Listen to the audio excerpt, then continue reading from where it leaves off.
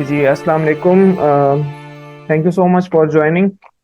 अच्छा जी, आज जो बेसिकली फर्स्ट सेशन है हम लोगों का, और इसमें हम लोगों ने थोड़ा सा ओरिएंटेशन भी करेंगे, और मैं सोच रहा था कि केस भी कर लेते हैं ताकि आप सबको क्लियर हो जाए कि किस तरह हमने इस सबको आगे लेके चलना है। ठीक है, तो आई थिंक पार्टिसिपेंट्स भी हैं काफ़ी, और शायद कुछ लोग जो हैं वो रिकॉर्डिंग के लिए वेट कर रहे होंगे। कुछ मसरूफियात होंगी, और काफ़ी लोग ऐसे भी होंगे जो कि ऑलरेडी रिटायर्ड होंगे, डॉक्टर मुजम्मिल साहब के कोर्सेज हैं, तो उनकी वजह से।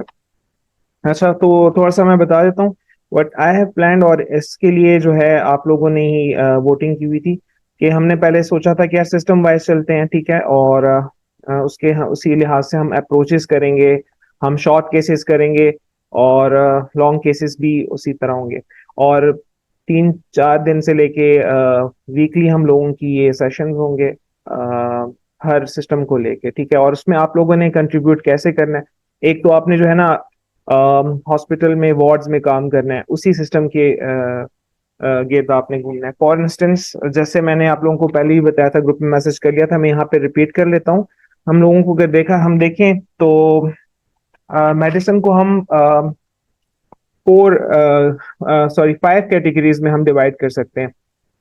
नंबर 1 इज जनरल मेडिसिन की जो जितनी भी कैटेगरीज है। सेकंड है जो कार्डियोपल्मोनरी आप कह लें। ठीक है, और इसके बाद जो है फिर एब्डोमेन है, और न्यूरो है। ठीक है, एब्डोमेन में फिर आता है फर्दर जीआई और हेपेटो और रीनल। जबकि न्यूरो जो थी ऐसी चीज थी जिसको हम कहीं पे भी प्लेस नहीं कर सकते थे। तो देखें तो देखा जाए तो ऑलमोस्ट 4 कैटेगरीज हैं। अब जनरल मेडिसिन जो है उससे हम स्टार्ट लेते हैं। उसकी वजह ये है कि इसमें जो है तकरीबन 4 हम सिस्टम्स कवर करेंगे। जनरल मेडिसिन के टॉपिक्स होते हैं, ज्यादातर आते हैं शॉर्ट केसेस में, लेकिन जब भी वो लॉन्ग केसेस के लिए आते हैं तो हम लोगों को प्रॉब्लम हो जाती है, क्योंकि हमें पता नहीं होता कि कौन सी कंप्लेन को हम प्राइम करके उसको टॉप पे रख के आगे जाके उससे केस बनाएं। ठीक है, तो इसमें काफी लोगों को प्रॉब्लम्स हो रही है, मुझे पर्सनली खुद ही प्रॉब्लम हो रही थी, और इसका आई थिंक अगर मटेरियल देखा जाए वो भी बड़ा वेग सा है। तो जनरल मेडिसिन मैंने ऑलरेडी शेयर की हुई है पिक्चर ग्रुप में, इंशाल्लाह दोबारा भी शेयर कर लूंगा। जनरल मेडिसिन को हमने 4 कैटेगरीज में डिवाइड किया है for the sake of preparation. सबसे पहले एंडो है जी, वो हमने करने हैं। उसके बाद रूमेटोलॉजी करनी है। थर्ड पे है हेमेटोलॉजी, और लास्ट पे है इन्फेक्शियस डिजीजेस या अदर्स। तो एंडो एंडो की टॉपिक्स से ही हमने इंशाल्लाह स्टार्ट लेने हैं, आज ही लेंगे इंशाल्लाह।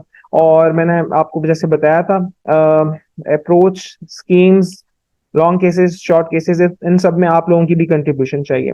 किस फॉर्मेट से हमने जो है आगे जाना है, या कैसे प्रेजेंट करना होता है, ये कैसे रहेगा, तो वो मैं थोड़ा सा आप लोगों को बता दूंगा। आप सबको मेरी आवाज क्लियर आ रही है? प्लीज कमेंट बॉक्स में बता दीजिएगा। ठीक है, तो आप सबको पता है जी। ओके, ठीक है, थैंक यू अनिल कुमार। आप सबको पता है कि जो एंडो में है प्राइमरीली क्या क्या चीजें हैं। थायराइड डिसऑर्डर्स हैं। ठीक है, सेकंड पे है आपकी डायबिटीज आती है। थर्ड पे एक्रोमेगेली या मतलब पिट्यूटरी के रिलेटेड है।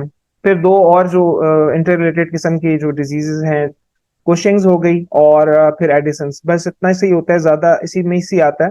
या अगर इसके मिलते जुलते कोई और चीजें भी आ जाती हैं, तो अगर आपकी ये अप्रोचेस क्लियर हो तो इंशाल्लाह आप लोगों को प्रॉब्लम नहीं होगा। तो without wasting any further time start करते हैं। अगर कोई पार्टिसिपेट करना चाहता है वॉलंटियरली बेसिस पे, मेरे साथ अगर केस करना चाहता है, आज लॉन्ग केस होगा थायराइड के को लेके हम चलेंगे आगे, तो you are all most welcome. अगर करना चाहता है कोई तो बता दें, आ जाएं प्लीज, हैंड रेज कर दें अगर कोई भी विलिंग है। अगर नहीं तो फिर मुझे खुद ही इंशाल्लाह स्टार्ट कर लूंगा, कोई मसला नहीं है। शायद अगर आप चाहते हैं तो कल परसों से आप स्टार्ट कर सकते हैं।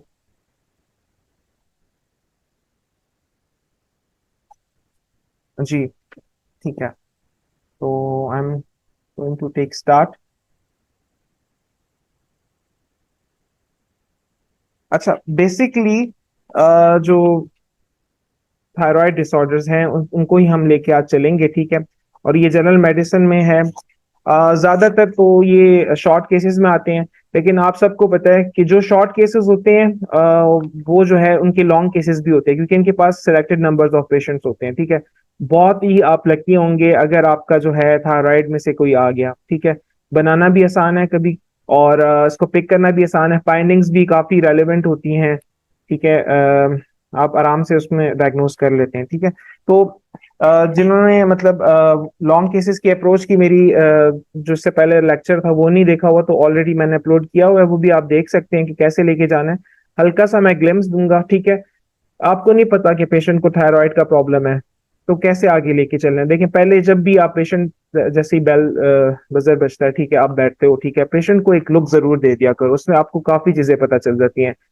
इल लुकिंग, वेल लुकिंग, इसके अलावा यंग है कि एल्डरली है, क्योंकि इसकी अपनी सेट ऑफ डिजीज है। फॉर इंस्टेंस, यंग पेशेंट्स में रोमेटोलॉजी के काफी डिसऑर्डर्स आते हैं, और एंडो की भी, ठीक है। और एंडो की और भी चीजें हैं जिससे आपको क्लियर हो। फॉर एग्जाम्पल, कुशिंग्स में आप इजीली पिक कर सकते हो, एडिसन स्पॉट डायग्नोसिस है। इसी तरह हाइपोथायराइड आपको हल्का सा आइडिया हो जाता है कि इस पेशेंट को हो सकता है। तो ट्राई कीजिए, किया करें कि जब आप वार्ड में भी जब राउंड कर रहे होते हैं या पेशेंट्स को एग्जामिन कर रहे होते हैं, हिस्ट्री ले रहे होते हैं, तो एक एक मिनट खड़े होके या 30 सेकेंड्स में आप हल्का सा देख लिया करो कि यार क्या इसकी बॉडी बिल्ड कैसी है, उसका हाइजीन कैसा है, रेस्टलेस है, वाइटली कैसा है, ब्रेथलेस तो नहीं है। तो काफी चीजें जो है ना आपको हो जाएंगी, वो इंशाल्लाह हम आगे जाके जब शॉर्ट केसेस की स्कीम्स करेंगे तो उसमें सारी चीजें क्लियर हो जाएंगी। तो हाइपरथायरॉयडिज्म और हाइपोथायरॉयडिज्म को हम साथ साथ लेके चलेंगे। I will try my best के दोनों ही आज हो जाए, इंक्लूडिंग द मैनेजमेंट। लेकिन अगर नहीं होते तो इंशाल्लाह फिर इसका सेकंड सेशन रखेंगे। टाइम शॉर्ट है, तो आप प्लीज बहुत गौर से सुने, ठीक है। Try to note it down, ठीक है। रिकॉर्डिंग्स डेफिनेटली अवेलेबल होंगी, लेकिन स्टिल आपकी पार्टिसिपेशन, अगर आपको कोई क्वेश्चन या कोई चीज समझ नहीं आ रही तो प्लीज चैट बॉक्स पे समझा मुझे आप बता सकते हैं, ठीक है जी। तो शुरू करते हैं। हाइपरथायरॉयडिज्म हो या हाइपोथायरॉयडिज्म, इसकी बेसिकली दो या तीन ही अप्रोचेस बनती हैं। वन इज नेक स्वेलिंग, ठीक है। सेकंड वन इज पल्पिटेशन, और थर्ड वन क्या बनेगी, फैटिगेबिलिटी। अब नेक स्वेलिंग हाइपर की तरह भी प्रेजेंट कर सकती है, और हाइपोथायरॉयडिज्म की तरह भी प्रेजेंट कर सकती है। इसी तरह पल्पिटेशंस ज्यादा फेवर करती है हाइपरथायरॉयडिज्म को, और जो आखिर में जो फैटिगेबिलिटी है वो हाइपोथायरॉयडिज्म की फेवर करती है, ठीक है जी। तो बेसिकली जो नेक स्वेलिंग के पेशेंट्स होते हैं, ये हमारे जनरल मेडिसिन वालों के लिए नहीं आने चाहिए, लेकिन आ जाते हैं, ठीक है, क्योंकि उनके उनसे सेट जो वाइवा होता है वो काफी जो है सिग्निफिकेंट होता है, और शॉर्ट केसेस में भी उन्होंने रखे होते हैं। तो किसी कैंडिडेट का अगर टर्न आ गया और उसका उसकी लक में जो है यही पेशेंट हो, तो डेफिनेटली उसके लिए तो एक अच्छी बात ही है, क्योंकि इसको आप आसानी से आगे ले सकते हैं, ठीक है। जी हाँ, बिल्कुल, लूज मोशंस भी आ सकते हैं, शॉर्टनेस ऑफ ब्रेथ भी आ सकता है, लेकिन ज्यादातर यही है। और मैं आपको बताऊंगा भी आगे भी लेके कि एक तो अपनी तरफ से आपने नहीं बतानी कि कंप्लेंट्स क्या हैं, लेकिन कुछ चीजें होती हैं जिससे अगर आप अप्रोच बना ले तो आप किसी भी जगह पे सेट कर सकते हैं, और यही स्मार्टनेस होती है। आप करोगे तो ही आगे जाओगे, क्योंकि तीन चार कंप्लेंट्स फॉर एग्जांपल अभी यहाँ पे मेंशन भी हुआ, शॉर्टनेस ऑफ ब्रेथ भी है, सारी चीजें अगर हर किसी की आपने जो है ना ऑन से ड्यूरेशन, प्रोग्रेशन, ये सारी चीजें की तो जो है वो होगा। अच्छा, डॉक्टर मशरा ने एक बहुत वैलिड पॉइंट किया, वेट गेन और वेट लॉस का, ठीक है, बिल्कुल वो भी इसी में सेट होता है। तो कहने का मकसद ये है कि इन तीन कंप्लेंट्स प्राइमरली आती हैं ज्यादातर सेंटर्स में, लेकिन इसके साथ जो है वेट लॉस और वेट गेन की भी मतलब एसोसिएटेड। अब कोई पेशेंट है वो वेट लॉस के लिए रूटीन चेकअप के लिए आएगा, हो सकता है वो आपको कंप्लेन दे दे, लेकिन कौन सी चीज उसको तंग कर रही है, तो ज्यादातर नेक स्वेलिंग उसको तंग कर रही होती है, पल्पिटेशन तंग कर रही होती है, और फेटिगेबिलिटी ज्यादातर यही होता है। वेट लॉस और वेट गेन जो है बड़ा जो है ऐसा प्रोसेस है कि जो टाइम लेता है, और जब पेशेंट आता है तो उसके साथ डेफिनेटली उसकी कोई ऐसे सिम्टम्स होते हैं जो उसके तंग कर रहे होते हैं, परेशान कर रहे होते हैं, तो वो आते हैं, ठीक है जी। तो हाँ, एक यहाँ पे और पॉइंट है, बात बहुत ज्यादा फिर लंबी हो जाएगी। क्वेश्चंस का रिप्लाई इंशाल्लाह at the end of session करूंगा या ग्रुप में कर लूंगा, ताकि रिकॉर्डेड सेशन सब तक ये पहुंचे, ताकि हम अपने मिशन से हटे नहीं। टारगेट यही है कि इसको आज कर लेते हैं, ठीक है। तो आराम से इंशाल्लाह वो आप लोग सुने, इंशाल्लाह क्लियर होंगे। तो पल्पिटेशंस की जो स्कीम्स हैं, बेसिकली अगर आपने यहाँ पे भी करनी है तो यहाँ पे भी कर लें, लेकिन इसको आप फिट कर सकते हैं RHD में भी, ठीक है। मैं चाह रहा था कि कोई वॉलंटियर अगर होता तो या वो सरोगेट बन जाता या वो हमसे हिस्ट्री ले लेता, ताकि मैं इसको रेक्टिफाई कर लेता, लेकिन चूंकि आज फर्स्ट सेशन है, आज शायद आप लोग थोड़ा सा शाय लग रहे हो, तो अभी भी मैं कहता हूँ अगर कोई विलिंग है तो प्लीज अच्छा रहेगा, क्योंकि ये टू वे डिस्कशन ज्यादा फ्रूटफुल होगी उसमें। डेफिनेटली मैं भी स्टक हो सकता हूँ, आप लोग भी। और यहाँ पे एक मैं आपको रिमाइंड कर लूँ, आप लोगों ने सोचना ये है कि आप एग्जामिनर हो और मैं जो हूं ना एक ट्रेनी हूँ, और आपने मिस्टेक्स रूल आउट करनी है, ठीक है, मिस्टेक्स निकालनी है। इतना क्रिटिकल होके सोचेंगे तो आपको जहन में डेफिनेटली बात समझ आएगी, क्योंकि ये सारे तकरीबन ऑलमोस्ट जितने जितने भी लोगों ने ट्रेनिंग की हुई है, सारों ने ये केस लिखे हुए हैं। अच्छा, स्टार्ट तो आपने डेफिनेटली वो जो नेमोनिक्स होते हैं आपकी, अस्सलाम वालेकुम मेरा नाम डॉक्टर आकाश है, सारा उसमें नहीं आ जाता मैं, ठीक है। आपने परमिशन लेनी है, परमिशन कैसे लेनी होती है वो मैं थोड़ा सा बता देता हूँ। हम लोग कहते हैं जी मैं आपका मुआयना करना चाहता हूँ, ऐसा नहीं, ठीक है। उसको समझाओ कि भाई फॉर एग्जाम्पल फैसल उनका नाम है, ठीक है। फैसल भाई ऐसा है कि मैं आपसे कुछ सवालात करूंगा आपकी बीमारी के मुतालिक, और उसके बाद मैं मुआयना करूंगा। मुआयना के दौरान भी कुछ सवालात रहेंगे ताकि आपकी बीमारी को बेहतर तरीके से समझा जाए और आपकी मदद हो सके। तो बिल्कुल ओपन होके बताएं, आराम से रिलैक्स होके बताएं। कोई परेशानी हो तो मुझे जरूर बता दीजिए करेंगे, ठीक है। और चूंकि टाइम कम है तो इसलिए जो है मैं कुछ सवालात ऐसे करूंगा ताकि आपकी आसानी हो, आप मुझे बीमारी के बारे में ज्यादा आसान तरीके से समझा सके। इसी तरह का कोई भी पैड डायलॉग जो है ना आप हर जगह पे प्रैक्टिस करें, क्योंकि पेशेंट को थोड़ा सा आपका लग जाएगा यार कि हल्का सा ये डोमिनेटिंग है, ये मतलब हेल्प भी कर रहा है, ये कोई डर डर के नहीं आ रहा, ठीक है। इसलिए ही कंसेंट बहुत ज्यादा जरूरी होती है। तो अपना कोई एक अच्छा सा डायलॉग बना ले, ठीक है। एज और सारी चीजें आपने पूछ ली, फिर ईआर वगैरह का वो मैंने ऑलरेडी किया हुआ है। तो मैं शुरू करता हूँ ऑडी पैरा से, ठीक है। और सबसे पहले हम पल्पिटेशन की कंप्लेन शुरू करते हैं, ठीक है। तो पल्पिटेशन में ऑनसेट, ड्यूरेशन, इंटेंसिटी, तो ये अगर कोई बताना चाहता है, थायराइड डिजीजेस में ऑनसेट सडन होता है, ग्रेजुअल होता है, क्या होता है? आप मुझे लिख के बता दें।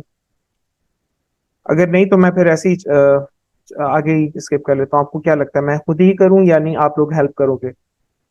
ठीक है जी, ओके। जो जो ये इसका ऑनसेट होता है वो बेसिकली एक्सेलेंट ग्रेजुअल होता है, ठीक है, सडन नहीं होता। सडन पल्पिटेशन जब भी डेवलप हो जाती है ना तो उसके complete different set of differentials आ जाते हैं, वो एक्यूट में आ जाती है। पेशेंट आपके पास प्रेजेंट करेगा, हाँ, अगर आपके एग्जाम में अगर आए भी तो वो स्टेबल होके आएगा, लेकिन थायराइड से रिलेटेड ग्रेजुअल होती है, ठीक है। और यूजुअली इसकी जो पल्पिटेशन की जो टाइमिंग्स होती हैं, ये उसको काफी अरसे से होती हैं, मतलब क्रॉनिक टाइप की होती हैं, मोर देन अ मंथ होती हैं। और इसका नेचर जो होता है बेसिकली वो एपिसोडिक भी हो सकता है या कंटिन्यूअस भी हो सकता है, और प्रोग्रेसिव होता है, मतलब पहले इसका कम अगर होगा तो विदाउट ट्रीटमेंट के वो होगा। तो आपने क्या बोलना है, my patient presented with complaints of palpitation which was sudden in onset, having 2 months duration, which was episodic और continuous in nature, and it was also progressive. ठीक है, पहला तो आपने ही करना है, ये यही ऑडी पैरा में हो गया। एग्रीवेटिंग रिलीविंग फैक्टर्स के बारे में, उसके बारे में अभी आते हैं। तो patient describes feeling of palpitation as feeling of racing of heart. अब ये बहुत इंपॉर्टेंट है, हम उधर हमें चूंकि मेडिकल लैंग्वेज ही हमने देखे होते हैं और डिस्कस भी कर रहे होते हैं अपने कोलीग्स के साथ, एक डॉक्टर को ही आप सुना रहे होते हो, वहां पे आपने पेशेंट का ही जो है ना जो कंप्लेन है उसको इंग्लिश में, इजी इंग्लिश में बताना है, ठीक है। मेडिकल टर्मिनोलॉजीज का यूज नहीं करना। I repeat, racing of heart, episodic में, यही आपने कहनी है, बिल्कुल जी। ठीक है जी, तो रेसिंग ऑफ द हार्ट यही लफ्ज यूज करना है ज्यादातर, ठीक है। आपने नहीं बोलना कि the patient presented with palpitation. ये डॉक्टर निसार साहब ने जो है ना बहुत सही सही टाइम पे बताया। We welcome doctor Ramsha ma'am.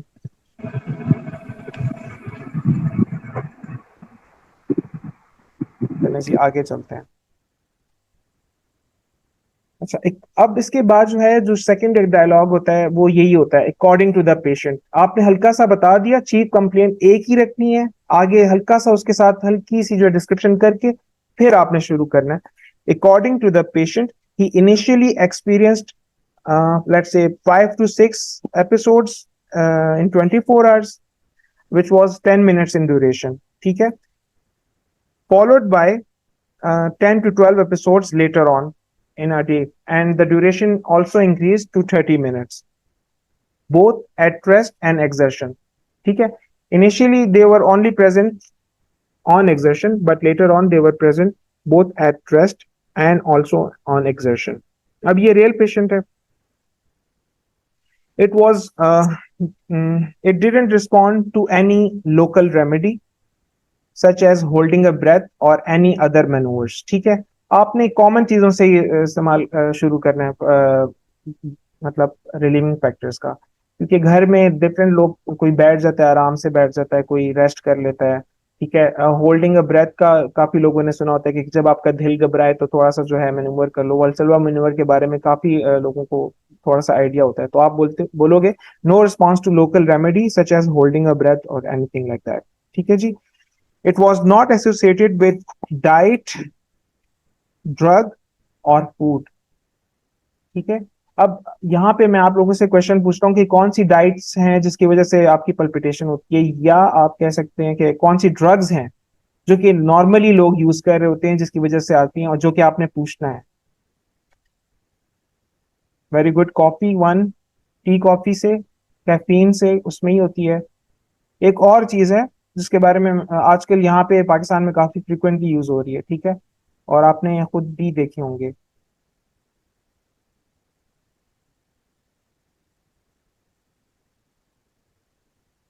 Cold drinks, yes, energy drinks आप कह सकते हैं। ठीक है, एनर्जी ड्रिंक्स में भी हाई इंटेंसिटी, एक तो निकोटीन होता है, कैफीन होते हैं। अच्छा, मैं जिस तरफ आ रहा हूँ ना, वेलो का नाम आपने सुना होगा। ठीक है, निकोटीन जो है पैचेस हैं जो कि बेसिकली रिहैब के लिए देते थे, स्मोकिंग सेसेशन के लिए लोगों को। ठीक है, लेकिन यहाँ पे एज अ रिक्रिएशनल चीज ये जो है हमारी मीडिया ने जो है इतना ज्यादा वो कर लिया, प्रमोट कर लिया कि वो यूज कर सकते हैं, और उसकी वजह से काफी लोगों को पल्पिटेशंस हैं। और अगर आपने देखा हो तो उनसे डेफिनेटली पूछ लिया करें कि ये एडिक्शन की जो निकोटीन वगैरह है, इस ये यूज तो नहीं कर रहे, तो ये आपने अगर पूछ लिया तो बहुत अच्छा है। ठीक है, तो हमने जो है तकरीबन ऑडी पैरा कर लिया है, लेकिन एक चीज जो रह गई है, जो ऑडी पैरा जो होती है, आप सबको पता है, onset, duration, intensity, progression, relieving aggravating factors and आखिर में एसोसिएटेड सिम्टम्स। तो एसोसिएटेड सिम्टम्स कौन कौन से हैं? It was associated with shortness of breath on exertion, weight loss, despite of increase appetite. अब मुझे आप बताएं कि इंक्रीज एपिटाइट के साथ वेट लॉस कौन कौन सी कंडीशंस हैं? कोई बता सकता है प्लीज?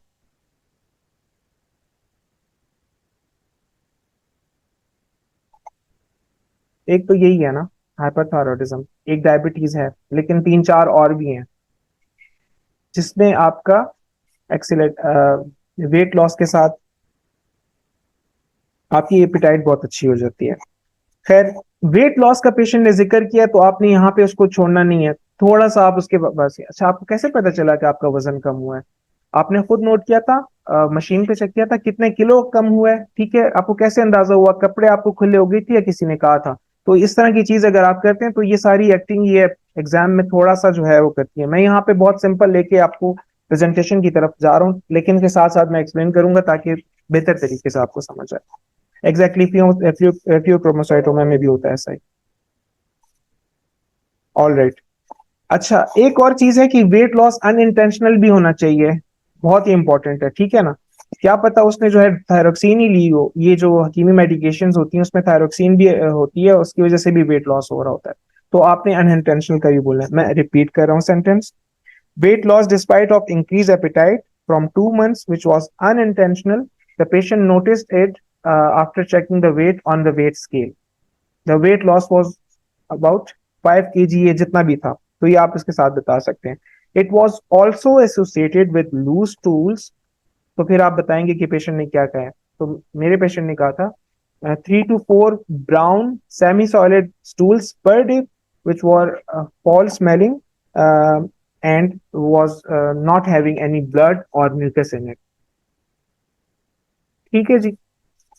इसके अलावा it was also associated with increase sweating and heat intolerance. या आप इस तरह भी कह सकते हैं, अगर अच्छा तरह से पेशेंट से आप पूछेंगे कि आपको सर्दी का मौसम ज्यादा अच्छा लगता है कि गर्मी का? ठीक है, अच्छा, सर्दी का मौसम आपको अच्छा लगता है तो आप सर्दी में जो है स्वेटर पहन लेते हैं, ये तो वो आपको बताएगा जी मैं प्रेफर करता हूँ कि मैं सॉक्स वगैरह ना पहनूं, मेरा दिल घबराता है। ठीक है, तो the patient prefers winter season and also complain of heat intolerance.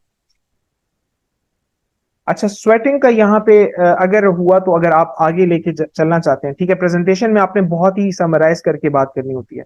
Sweating का पेशेंट से पूछने में क्या क्या चीजें पूछनी होंगी? आपको कब स्वेटिंग होती है, नाइट स्वेट्स तो नहीं होते, अगर होते हैं तो कितने कपड़े आप बदलते हैं, ठीक है। ये बहुत इंपॉर्टेंट है, एमआरसीपी पेसेस जिन्होंने अगर उसके लिए किया हो तो उसमें बहुत इंपॉर्टेंट होगा।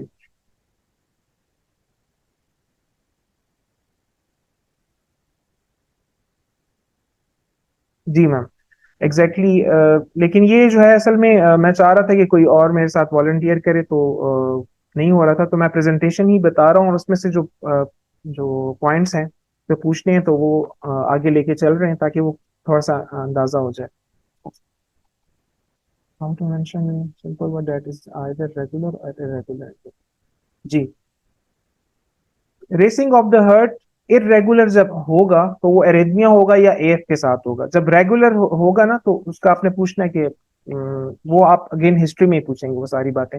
अगर कोई चाहता है अभी भी अगर हिस्ट्री पार्ट में आना चाहता है तो प्लीज, अगर वो बहुत इजी होगा और बहुत ही इफेक्टिव होगा, आप लोगों को काफी ज्यादा आराम से बात समझ आएगी। वरना ये प्रेजेंटेशन काफी बुक्स में भी लिखी होती है, आप लोगों ने भी खुद ही की हुई है, और इंशाल्लाह मैं शेयर भी कर दूंगा, रिटर्न रिटर्न ही है। ठीक है, तो ऑडी पैरा जो है हमारा मकसद क्या होता है, मैं अब दोबारा रिपीट कर लेता हूँ। हमने पकड़ना है कि यार इसका सिस्टम कौन सा है, सिस्टम में फिर ऑर्गन कौन सा है, ऑर्गन में फिर किस किस्म की जो है ना प्रॉब्लम चल रही है, इन्फेक्शन है, न्यूप्लेजिया है, टॉक्सिकोसिस की वजह से कोई चीज हुई है, एंडोक्राइन का प्रॉब्लम है, ट्रॉमा हुआ उसको, तो ऑडी पैरा पैरा में ही हमने कर लेना होता है, ठीक है। उसके मुख्तलिफ तरीके हैं और वो आपने प्रैक्टिस में करना होता है, और मैं बार बार रिपीट करता हूँ, इनफैक्ट डॉक्टर रमशा ने ही हमें गाइड किया था कि 10 मिनट्स डेड लिमिट है, ठीक है। 10 मिनट्स तक आपने अगर ऑडी पैरा अच्छा ना किया और आप किसी ऐसे डिजीज के तरफ ना गए, ठीक है, तो आप समझ लें कि आपको आगे जाके काफी प्रॉब्लम होने वाली है। अब ये डिपेंड करता है कि कभी कभी तीन चार जो है कोमॉर्बिड्स वाले पेशेंट, तीन चार कॉम्प्लिकेशंस वाले भी आ जाते हैं, लेकिन सबको एक ही तरह से जोड़ना होता है, ठीक है ना। तो ये बहुत इंपॉर्टेंट है कि आपने ऑडी पैरा जल्दी करना है। तो यहाँ तक थोड़ा सा अगर आप लोगों को समझ आता है आप मुझे बताएं, यहाँ पे अगर कोई क्वेश्चंस हैं तो बता दीजिएगा, या आगे चलें।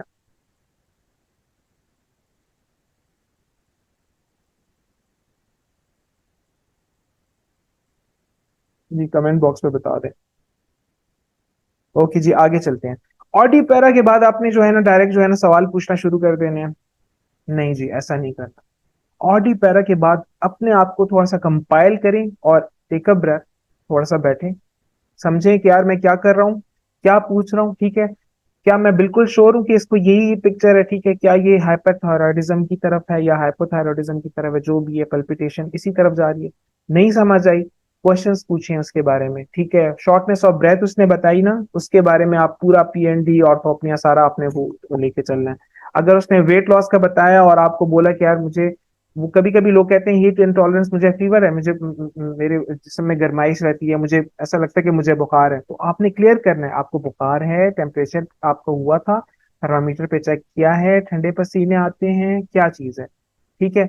तो आपने फिर टेलर्ड अप्रोच ही करनी है। मैं रिपीट कर रहा हूँ, ये पल्पिटेशन की अप्रोच ही है जो कि हम इसमें हाइपरथायरॉयडिज्म में फिट करेंगे। इसके अलावा पेशेंट की टेलर्ड अप्रोच लेके जानी है, ऐसा नहीं कि आपने अपनी तरफ से फाइंडिंग्स बता दी। ऑलराइट, आप बैठ गए, आपने ऑडी पैरा कर लिया, सपोज आप हाइपरथायरॉयडिज्म की तरफ सोच रहे हैं, क्या करना है आपने, पेज में जितने भी डिफरेंसेस आपके जहन में आ रहे हैं वो आपने करने हैं जो कि रिलेटेड है पल्पिटेशन और हाइपरथायरॉयडिज्म के।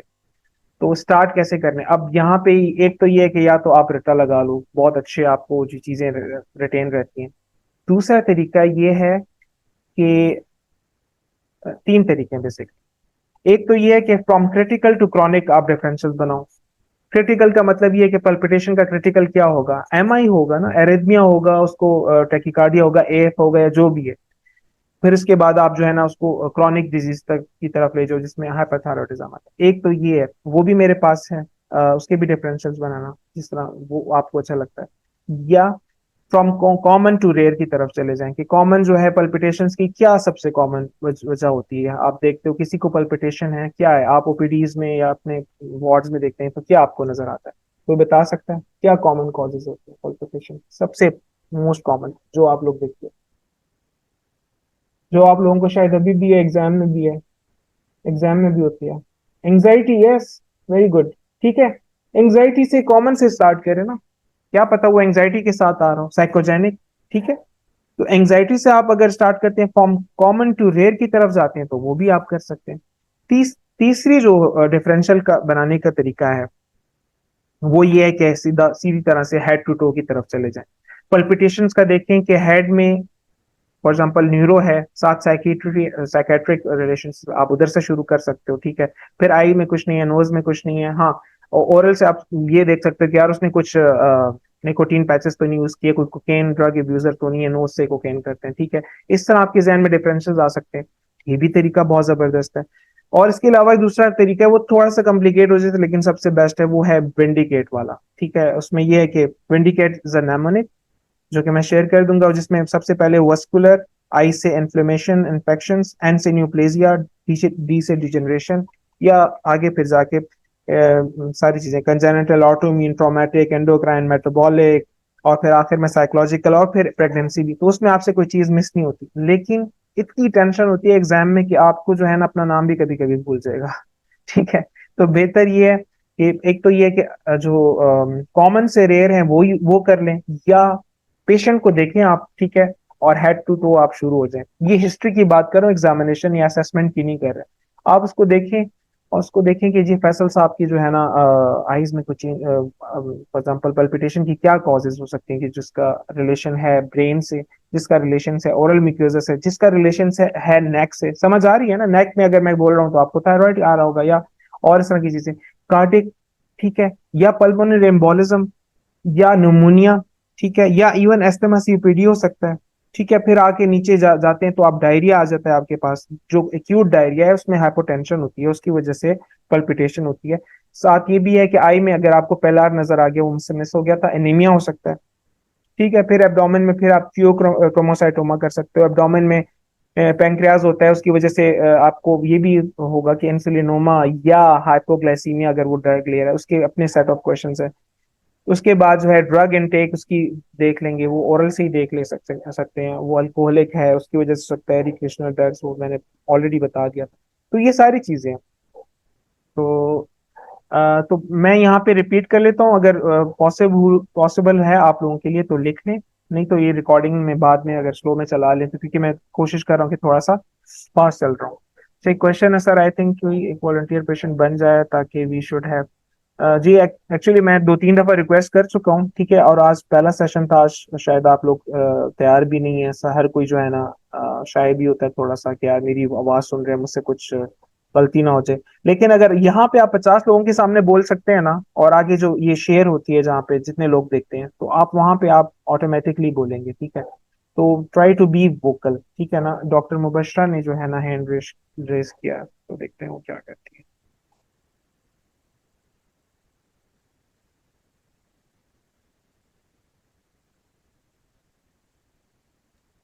कि डॉक्टर मुबशरा, आपकी आपको मैंने अनम्यूट कर लिया, आप बोलना चाहते हैं please. Welcome.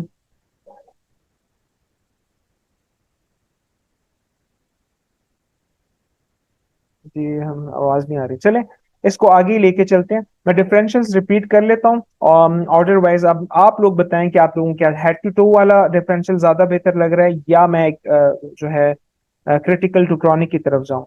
Critical to chronic के लिए ये जो है होता है यूजुअली इमरजेंसी मेडिसिन, या एक्यूट जो वार्ड्स होते हैं वहां पर होता है, ताकि आप लोग जो है ना अपने लिए टाइम बाय कर सको और देख सको कि यार ये जो है ना बहुत ही इसको सीरियस टेंशन की जरूरत है कि नहीं है। ठीक है, एग्जामिनर्स को भी कभी कभी वही स्कीम अच्छी लगती है। आप लोग अगर पूछने के लिए मतलब पूछ रहे हैं, हिस्ट्री ले रहे हैं, और प्रेजेंटेशन में अगर चेंज कर सकते हैं अपने डिफरेंशियल, तो मेरा मशवरा ये है कि आप हेड टू टो चलें। ठीक है, उसमें एक तो ये कि कोई चीज मिस नहीं होगी, कॉन्सेप्ट भी आपके बन जाएंगे, और आखिर में प्रेजेंटेशन में आप बता दें कॉमन क्रिटिकल चीजें जो है रूल आउट कर लें, उसके बाद जो है रेयर की तरफ चले जाएं। ठीक हो गया जी। All right. डॉक्टर निसार साहब कहते हैं कि कार्डिक क्रिटिकल केसेस की तरह उसमें पल्पिटेशन की जो है एमआई फॉर इंस्टेंस सबसे जो है ऐसी चीज है जो क्रिटिकल भी है और कॉमन भी होता है फ्रीक्वेंटली। आपने कैसे पूछना है उससे, आपको दिल में दर्द दर्द तो नहीं होता, वो बोलेगा है होता है, तो फिर उसका एक सेट ऑफ अपना क्वेश्चन क्वेश्चन है वो आपने पूछना है। तो मैं यहाँ पे सिर्फ जो है नेम्स दे देता हूँ। आई होप कि आप लोग ये डिफरेंशियल्स हैं, अगर आपने ये देख लिया ना, आपसे अप्रोच भी हो जाती है, आपसे जो आपकी इमर्जिंग ट्रीटमेंट है वो भी हो जाती है, सब कुछ हो जाता है। तो डिफरेंशियल्स ये अपने पास लिख लें, ताबीज बना लें, कमरे में लगा दें, ठीक है। ये जो है ना आपसे भूलने नहीं है, बाकी सब चीजें आप बना सकते हो, डिफरेंशियल नहीं बना सकते। कार्डिक कॉज से शुरू करते हैं, ठीक है। एमआई क्या पूछेंगे, चेस्ट पेन का, या past history of ischemic heart disease का, या डायबिटीज का, या हाइपरटेंशन का, ये किस्म का रिस्क फैक्टर्स है। सेकंड, हार्ट फेलियर कैसे पूछेंगे, इंगॉर्ज नेक वेन्स का पूछना है आपने, जनरलाइज बॉडी स्वेलिंग का पूछना है, इसके अलावा एडिमा, पिटिंग एडिमा हो गया, और एब्डोमिनल डिस्टेंशन, जो कि आपको ये शो करेगा कि ये पेशेंट हार्ट फेलियर की है।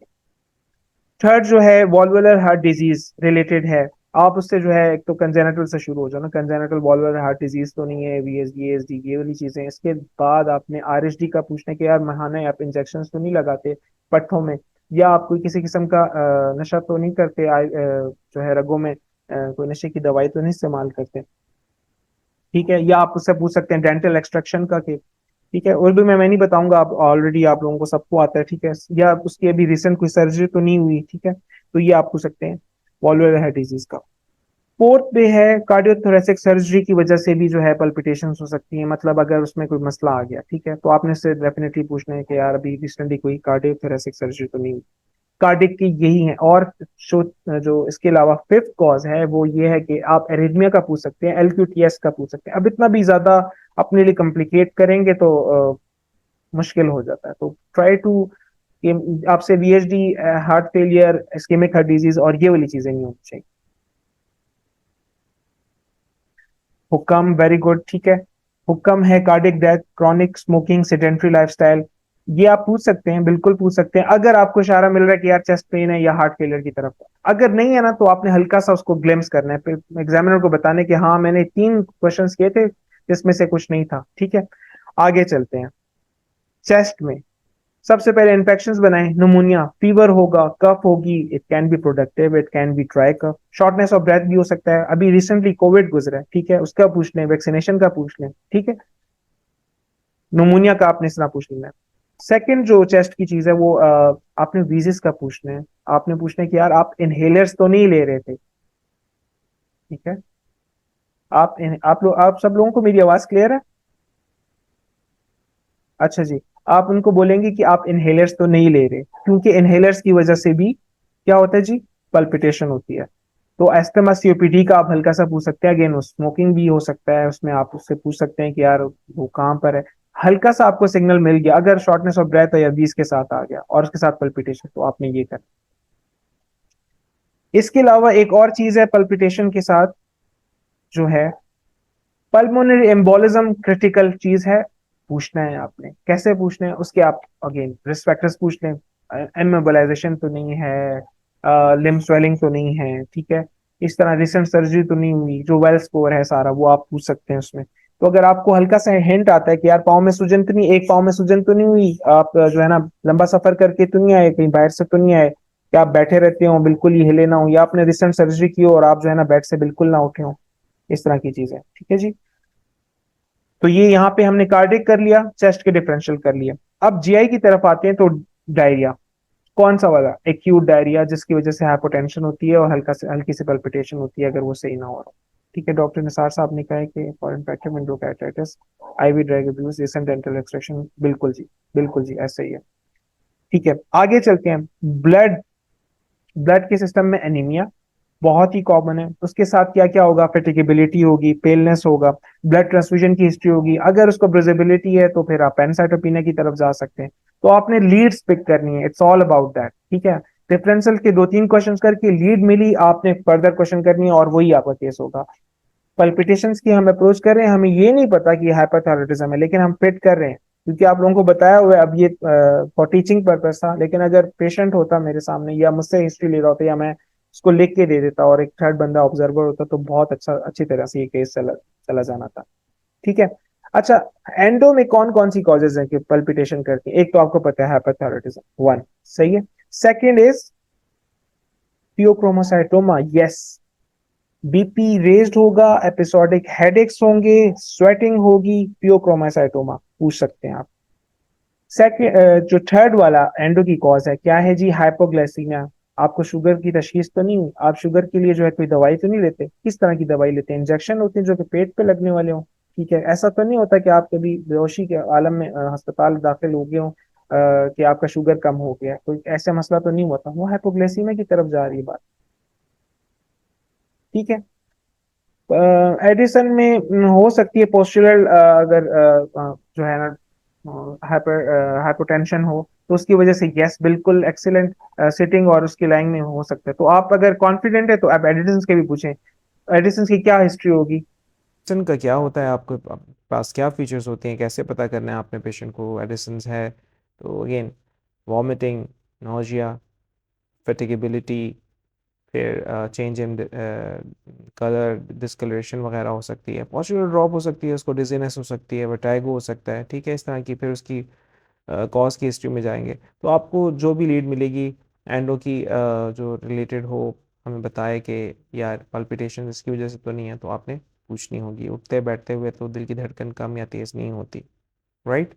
नेक्स्ट हमारा जो डिफरेंशियल है वो है ड्रग इनटेक। यस, कौन कौन सी drugs? Alcohol, recreational, thyrotoxic, thyroxine sorry, mephedrone जो कि हाइपर भी करती है, हाइपो भी करती है, एंटी एलर्जिक, और then there are certain set of antibiotics जिसकी वजह से एलक्यूटीएस हो सकता है, एरिथमियास हो सकते हैं, ठीक है जी? उसके बाद हम आते हैं साइकेट्रिक जो डिफरेंशियल्स हैं, panic attack, anxiety, depression, nervousness, ये सारी चीज़ें हैं। नॉर्मली भी अगर हल्का सा कोई एक्सरसाइज भी करता है उसकी वजह से भी पल्पिटेशन हो सकती है। अब पेशेंट आया ओके कि मुझे पल्पिटेशन है जब मैं जॉगिंग करता हूँ, तो इट्स अ नॉर्मल थिंग, तो वो भी चीज़ें आपने साथ ही रख देनी है, ठीक है? आज हमने ये सब किया। इंशाल्लाह इसके बाद जो नेक्स्ट सी की सीरीज़ है उसमें हम आगे फर्दर प्रोसीड करेंगे। हम बात करेंगे पल्पिटेशन की जो डिफरेंशियल्स हैं, उसके बाद हमने हाइपरथायरॉयडिज्म की केयर की बात करनी है। केयर क्या है जी? Complications, associative diseases, risk factors and aetiology, जिसको आप सिस्टमिक रिव्यू भी कह सकते हैं, बट ये बड़ा ही टेलर्ड और स्पेसिफिक होने वाला होता है, ठीक है? और वो इंशाल्लाह से नेक्स्ट लेक्चर में हम डिस्कस करेंगे, ठीक है? अपना बहुत ख्याल रखेंगे। Thank you so much. अल्लाह हाफिज़।